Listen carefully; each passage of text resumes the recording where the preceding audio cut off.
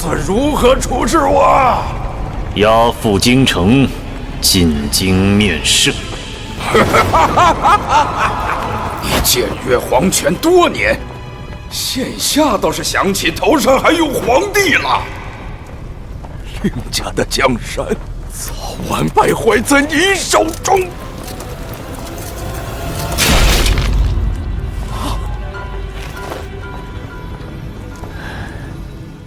秦牧随延康国师一路疗伤，甫一入城，却见满街白帆白灯笼，一派肃穆。一问方知，是深受爱戴的镇北王领引封薨了，举国同哀。这位八皇叔，乃是先帝亲弟，于林家江山有定鼎之功。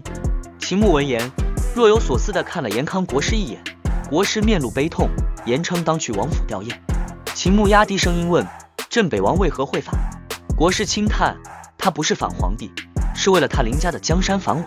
他坦言自己权势过剩，令皇室不安，并道：你说的对，我该成家了，心存天理，人欲也要。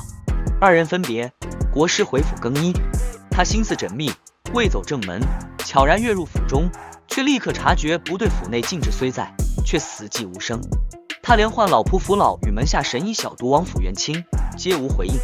步入大厅，只见仆从侍卫被捆成叠罗汉，而府元清更被脱光五花大绑，吊在梁上，舌头被金绳拴着，下着一个大铁坨，模样凄惨又滑稽。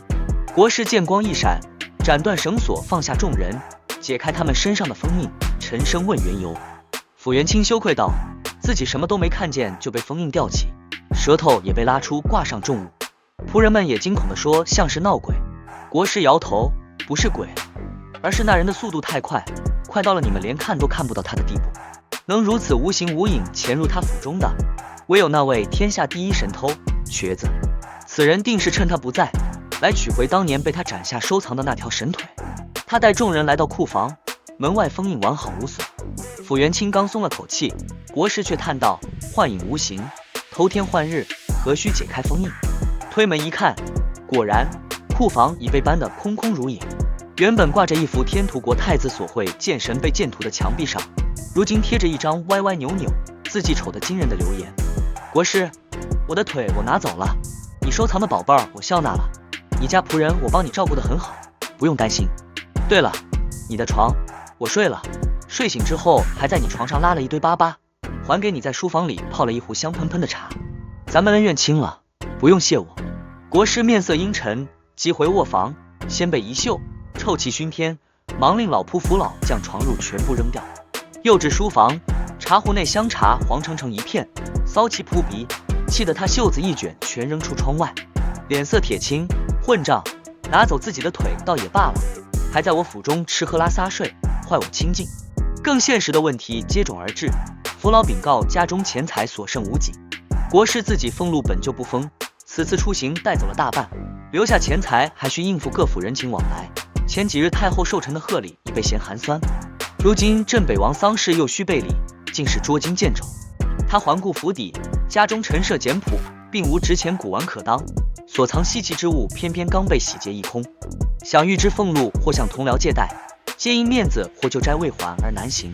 他甚至想作画去卖，扶老却直言，若不属延康国师之名，他的画在名家云集的京城根本卖不出去。窘迫之下，国师忽然想起一人，笑道：我知道谁有钱可以借来。他出手阔绰，给我买药时也往往是他会抄，他不在朝堂中，向他借钱不算丢脸。与此同时，秦牧回到太学院士子居，刚进院子便闻到浓郁灵药香气，只见院中堆满大包小包珍稀药材，更有药炉、药鼎等宝物，品质不逊于他从罗兰黄金宫所得。其中一鼎一炉内，赫然分别放着一条腿和一条胳膊，屋内坐着两人，瘸子梳洗得油光水滑，衣着讲究；马爷则是一身青布衫，风尘仆仆，一条空袖垂下。见到秦牧，瘸子露出惯有的憨厚笑容，马爷冷峻的脸上也现出一丝温和。马爷，瘸爷爷，你们是来看我的吗？秦牧眼圈微红。不是，马爷直接道。秦牧心口一疼，瘸子笑道：你过得比我们舒坦多了，我们来看你作甚？我只是来让你帮我接上腿。秦牧怒道：就是来看我的。瘸子嘴硬：我们就不是来看你的。马爷看不下去，咳嗽一声：你不是来看他的，为何不带住自己的腿去找药师，偏偏来找他？好了，别红眼睛了，我是来看你的。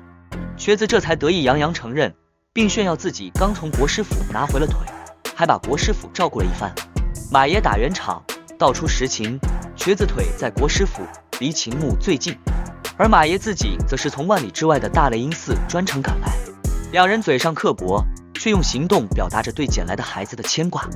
闲谈间，马爷和瘸子更是翻起秦牧幼年黑历史，因夜里哭闹间尿床，差点被四婆婆多次送人，是瘸子一次次把他偷回来，曾尿在瞎子脸上，导致瞎子在他被送走时沉默，爱爬笼子书桌，还尿在砚台里，听得秦牧黑着脸抗议：我现在是天魔教的教主了，咱们能别提尿床这件事吗？玩笑过后，秦牧认真为二人检查断肢。马爷的手臂被供奉于大雷音寺千佛塔，受佛音温养，生机犹存。瘸子的神腿却因保存不当，血气已坏。秦牧故意吓唬瘸子，说腿已坏死，还被国师做成五香烟熏腊腿，急得瘸子跳脚，方才得意道出实情，两者皆可医治。他利用瘸子从皇宫借来的灵药和太学院库府的猪眼骨，开始精心调配药方。猪眼骨是南疆一种用于驻颜的奇异蛊虫，能吞噬血液与机体中的坏死部分。秦牧手法精妙，远超太医院，能以药物引导蛊虫自行离体，不留隐患。他还施展司婆婆所传大玉天魔经中的造化地元功，在堂屋内瞬间催生出一株梨树，开花结果，取黄梨入药，看得马爷和瘸子啧啧称奇。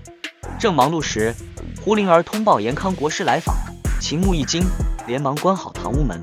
门外那位威震天下的国师竟有些局促，沉默半晌才开口道：太学博士家财万贯，可否借些钱财？秦牧心中暗笑，猜到是瘸子将国师府清洗得太干净，他爽快地让胡灵儿取来1000大封币，远超国师所求的800。国师执意要还，并感慨外物太多会影响修行和智慧，欲望少，钱财便不那么重要了。突然，国师目光一闪，微笑道：你房里有其他人，一个很强大的存在，像是一尊如来坐在那里。不对，应该是2个人，那个人身体与天地相融，飘忽不定。秦牧以家中大人有伤为由，婉拒了国师入内坐坐的试探，国师也不强求，携钱告辞。秦牧回屋，瘸子正拿出一幅卷轴，正是从国师府顺来的剑神卑贱图。他展开一点，又迅速卷起，丢给秦牧：送给你了，拿来辟邪。聋子画的村长用来辟邪的画，鬼神也难进，别打开，你的修为看一眼，眼睛便会瞎掉。画中竟是村长年轻时的模样。